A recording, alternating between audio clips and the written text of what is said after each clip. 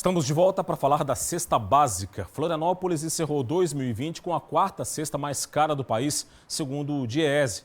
Veja aqui comigo os dados no telão do Band Cidade. Em dezembro, a cesta básica de Florianópolis fechou em R$ 615,57, uma queda de 0,23% na comparação com novembro e uma alta de 20,30% no acumulado do ano. Foi a quarta mais cara, atrás de São Paulo, Rio de Janeiro e Porto Alegre. O Diese também calculou quais foram os itens que mais aumentaram de preço, que compõem a cesta básica, que mais subiram de preço ao longo de 2020. Estão aqui eles, ó. São os óleos de soja com uma alta de quase 100% ao longo do ano, a batata 76,5%, o arroz com 70% e o feijão com 63%.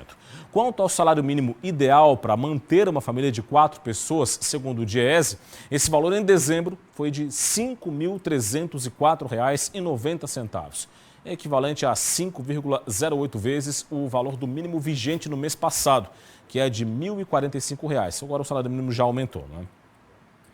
O preço da cebola deve ficar mais caro este ano para o bolso do consumidor por causa do clima. A produção ficou abaixo do esperado e o país deve importar cerca de 200 mil toneladas da hortaliça. Em Santa Catarina, a maior região produtora é o Alto Vale do Itajaí. A safra da cebola desse ano aqui no estado já está em fase de armazenagem, praticamente toda colhida. Alguns números, no entanto, nesse ano ficaram abaixo do esperado. Nós estimávamos inicialmente uma quantidade colhida total de 550 mil toneladas, mas com os problemas climáticos, em especial, primeiro a estiagem que aconteceu na primavera, reduziu bastante a produtividade de algumas lavouras com bulbos de menor calibre e mais próximo da colheita, no final da primavera, os problemas com queda de granizo, em especial foram afetados os municípios de Aurora, as produções do município de Vidal Ramos e de outras regiões aqui do Alto Vale, significando inclusive a perda de cerca de 500 hectares, a perda total, numa área cultivada do estado prevista em torno de 19.300 hectares. Rio Grande do Sul e Paraná também tiveram problemas com suas safras nesse ano. O coordenador acredita que isso deve estimular, a partir do final de março, exportações, que nesse ano devem vir principalmente da Argentina. No ano passado já foram ultrapassadas 180 mil toneladas em exportação e dessa vez esse número deve ser superior a 200 mil toneladas. Deve vir principalmente da Argentina, porque houve um aumento de área na produção daquele país, em cerca de 3 mil hectares, especialmente na província de Rio Negro, porque a produção lá, até o momento, está em boas condições. Tudo isso, claro, influencia no preço do produto. A expectativa é que o primeiro semestre de 2021 os preços se mantenham em patamares mais altos, o que vai ser consideravelmente favorável para os produtores aqui da nossa região. Lembrando, claro, que cada um tem que avaliar as condições de armazenagem da sua produção.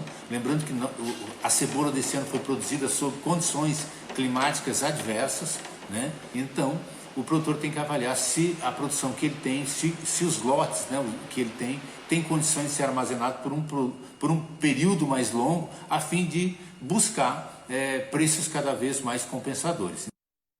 Da economia para a política catarinense, com Roberto Azevedo aqui no estúdio do Band Cidade. Tudo bem, Roberto? Boa noite para você. Boa noite, Rodrigo. Boa noite a você que nos assiste. Roberto, não são só os novos nomes do colegiado de Carlos Moisés que ganharam espaço na administração aí, né? Tem outras especulações, elas vão além, é isso? Vão bem além, Rodrigo. Vão bem além porque nós temos o fato. O convite oficial ao deputado Luiz Fernando Vampiro, do MDB, que ainda não decidiu, fala-se em educação, ou até outra pasta, quem sabe infraestrutura, uma secretaria que o próprio Luiz Fernando Vampiro já ocupou no governo, no final do governo de Eduardo Pinho Moreira. Mas também tem negativas. Valdir Cobalcini, também do MDB, teria dito não aos convites do governador.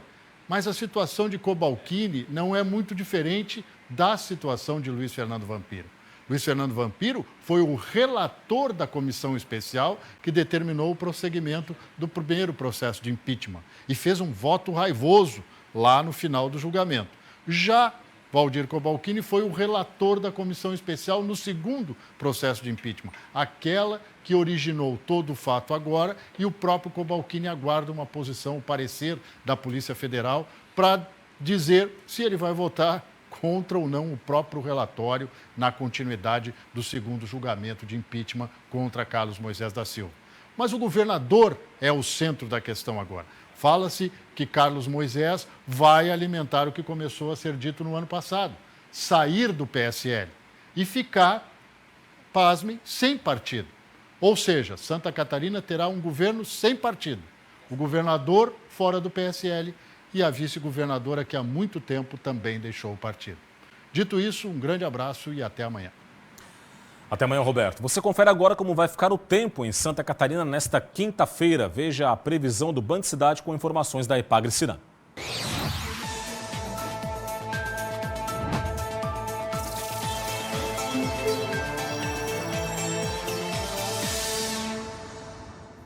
A quinta-feira vai ser de nebulosidade variável e condição de chuva alternada com períodos de melhoria no litoral e no Vale do Itajaí. Nas demais regiões, dia com sol entre nuvens e chuva de verão à tarde.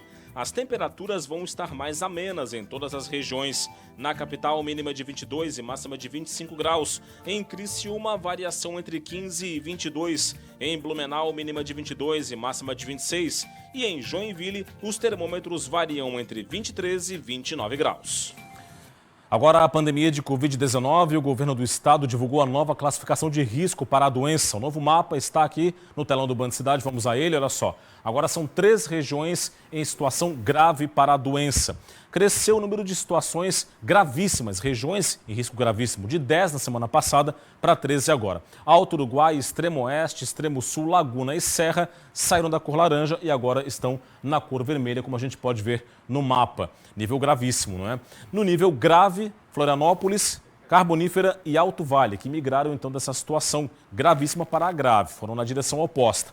De acordo com a Secretaria Estadual de Saúde, a transmissibilidade está gravíssima em 14 das 16 regiões, menos Serra e Carbonífera.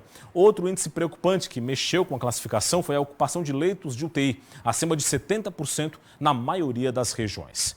E nas últimas 24 horas, 58 pessoas em Santa Catarina morreram vítimas da Covid-19. Com isso, o total de vítimas fatais do coronavírus desde o começo da pandemia aqui no estado agora é de 5.765, com 1,09% de taxa de letalidade.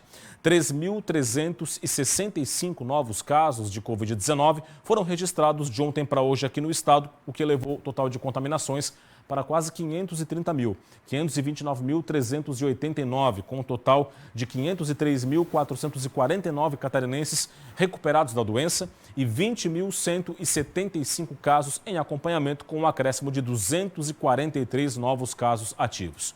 A ocupação de leitos de UTI está em 79,3%, com 317 leitos vagos atualmente. Morreu na tarde desta quarta-feira, aos 88 anos, o cardeal Dom Eusébio Oscar Scheidt, arcebispo emérito do Rio de Janeiro. O religioso apresentava um quadro delicado de saúde, situação que se agravou depois que ele testou positivo para a Covid-19. Nascido em Luzerna, no oeste de Santa Catarina, Dom Eusébio foi arcebispo de Florianópolis entre 1991 e 2001. Em julho de 2001, foi transferido para a Arquidiocese do Rio de Janeiro, quando sucedeu Dom Eugênio Salles, e se tornou cardeal 2 anos depois. Foram 6 décadas de vida como sacerdote e 39 anos como bispo. A Conferência Nacional dos Bispos do Brasil, a CNBB, divulgou nota de pesar em que destacou a importância do trabalho de evangelização de Dom Eusébio Oscar Scheidt. A Prefeitura de Joinville prorrogou as medidas restritivas de combate ao coronavírus por mais 7 dias. O decreto foi assinado pelo prefeito Adriano Silva. De acordo com o decreto, a capacidade de lotação dos estabelecimentos com atendimento ao público permanece limitada a 30%.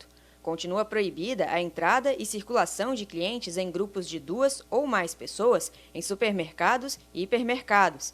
Atividades de casas noturnas, boates, pubs e casas de shows permanecem suspensas.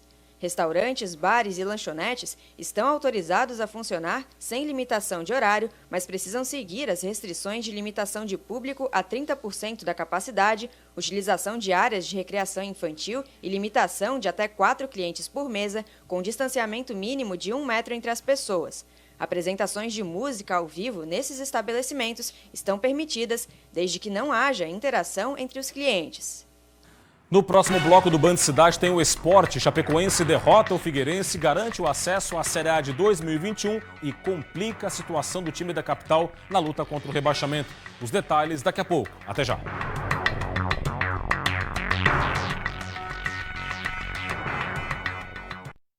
Band Cidade.